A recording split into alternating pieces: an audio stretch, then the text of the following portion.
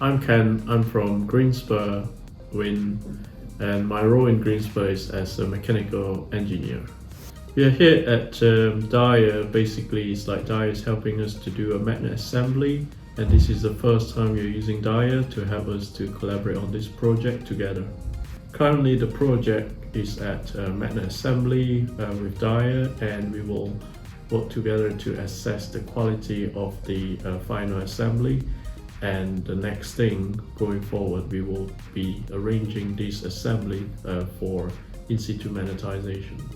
The overall end goal of this project is basically to achieve production technique and also key methods so that we can achieve scalability on manufacturing these generators of GreenSpur in such a cost-effective manner while maintaining high quality on the final product.